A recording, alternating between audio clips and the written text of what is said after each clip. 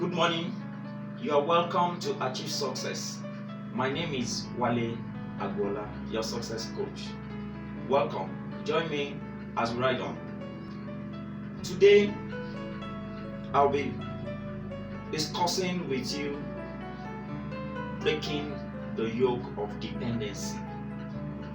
Breaking the yoke of dependency. Dependency is a yoke and a mindset which leads into slavery or which makes you a subject forever. And these are one of the things that is affecting us in Africa. Dependency mindsets, believing that you can't achieve anything without depending on someone.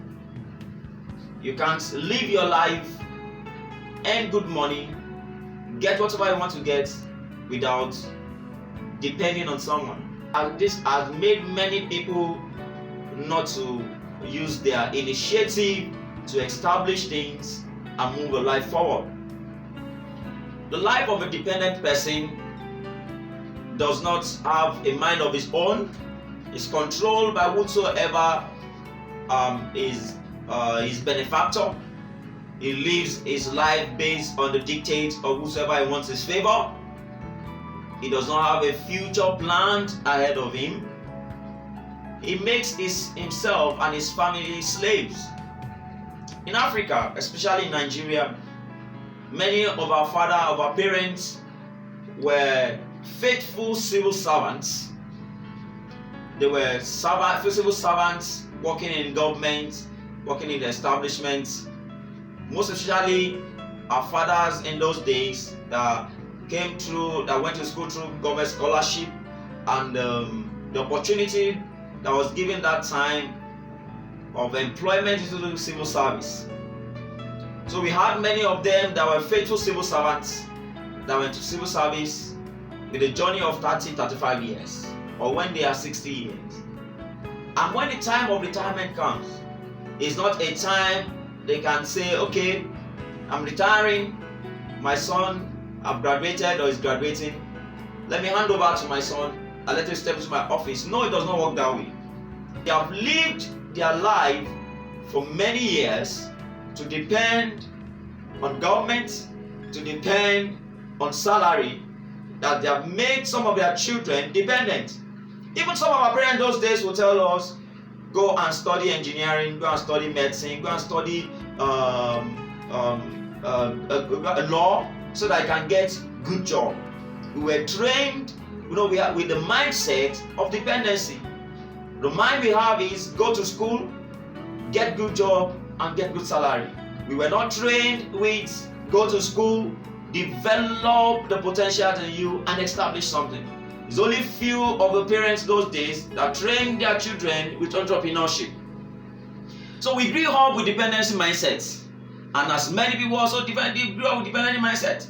Unfortunately for some parents, by the time their children will need their position, they have retired, and a new person is there that might not even know them or ready to help them. So many children were victims of circumstances of the faithfulness of their parents, of being dependent on salary. So the first thing you must do, especially if you are a youth, you are listening to me, or you are depending on somebody that doesn't have any salary here today, is to break the yoke of dependency. And how do you break the yoke of dependency? Don't get me wrong. I am not saying it's not good to work. I'm not saying it's not good to have salary. But the yoke of dependency is a mindset. By the time you have a mindset that you cannot do anything good in life except somebody give you. So that's why you keep going, believing your brother for money, believing this. Many people don't know they can even make this happen by themselves. So you must break the yoke of dependency. And you know what? It is dependency that makes people victims. Many people are victims of many reasons make people victims. Things that does not make sense to them. Things that make people victims does not make sense to them. They believe that is the way it's supposed to be. No. You are a victim because your mindset. You are a victim of different kind of things that we don't know that makes us victim. You could be a victim. You could be an emotional victim. You can be a financial victim. You can be an impression or perception victim. I will explain how you can be a victim of perception and impression after this break. I'll be right back. Achieve Success with Wale Agbola. Watch the episodes on personal success, relationship success, career success and enterprise profit, leadership success on Twitter, Instagram, Facebook and YouTube as he addresses critical issues affecting every aspect of human, social and spiritual development.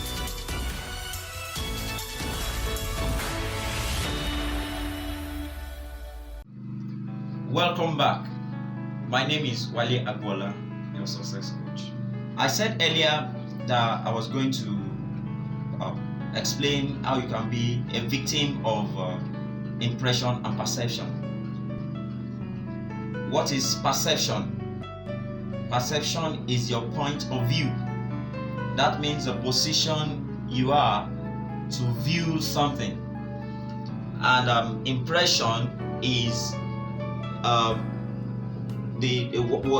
what you create in the mind of people or of things. Now, how can you be a victim of impression and perception? Now, the perception of the view of people, your point of view about people, sometimes or most times can be wrong, because most times we understand people or we perceive people based on the definition of who you are or who they are. Example, I read a story of a lady that's a lady and her half brother. This half brother was lusting after the sister and actually want to go to bed with her, and he does not know how to go about it. And he has a friend, and a friend was like, "What's wrong with you? Why are you sad?" He said, "This is what I want. I want to go in with my sister, but I don't know how to go about it." And the friend said, "There's no problem. You don't have any problem at all.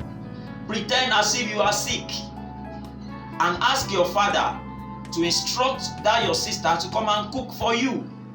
And when she comes to the house to cook for you, then you get her." Wow, that's a good one. And he took that advice, pretending as if he was sick. The father came to visit him, and he requested from his father that the sister should come and cook for him. Why will the father deny him the sister cooking for him? He will never think otherwise, because the perspective or the perception he has at that time was they are blood. The same father, but not the same mother. The elder brother of the lady, which they are of the same mother, why will he deny his own sister from going to cook for her half brother?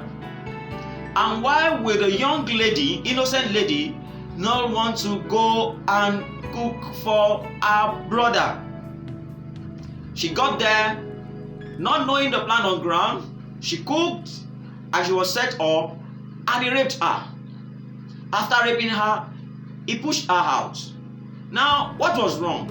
Perception. The father was a victim of perception. The brother of the lady, which were in the same way, from the same mother, was a victim of perception.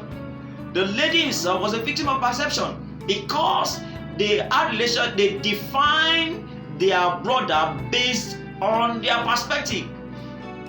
He's my blood brother. We are from the same father. Forgetting the fact that he has influences. He's human. I want to tell you something. Don't ever stop at defining people based on who they are. If your only perception you have about anybody is by the definition of who they are, you may be wrong. You will be a victim. You may say, okay, this person is a pastor. Yes, he's a pastor. You have defined him based on his role, not based on his personality. This person is a businessman. Yes, a businessman. Is my uncle? Yes, it's your uncle. It's still a definition based on their role, not on their personality. That was how she was raped. She was a victim of perception because she thought she was right. The father was a victim of perception because she thought he was right. These days we have cases of little children being raped, 4, 5 years being raped by elderly people. You just put them, your children, in their custody and they are raped. You are a victim of perception. Another story I want to share with you was a story of a king, a priest, the wife, and the daughter. The priest was arrested, was in prison, and the king could not lay hands on him to kill him because he knows he's a prophet. And the people will not let him kill him. So he does not know, he was just kept him there because he was afraid. The day came, the king was celebrating his birthday, and the daughter danced before him, was very happy and rejoicing. And under the influence of the excitement, he told the girl that she should ask for anything. At that point, the king was already a victim of perception. Perceiving that the girl is a small girl, he even gave her option, even up to the half of my kingdom, because he knows that as a little girl, she will be thinking of the luxuries of life, will be thinking of all materials, forgetting that the girl have influences. And here the girl have a mother that have been looking for opportunity to kill the man of God because of the man of God's perspective about her. The little girl rushed to the mother. The king said, I should ask for anything. He said, go and ask for the head of that pastor, that priest. And with excitement, that's when you will know that the girl does not even know what that meant. With excitement, she went back to the king. I need the head of the priest. The king was shocked. That was when he knew he was already a victim of perception. He perceived the girl to be a small girl. He perceived the girl to be somebody that cannot think in that direction because he himself was not thinking in that direction. He was wrong. He was a big victim of perception.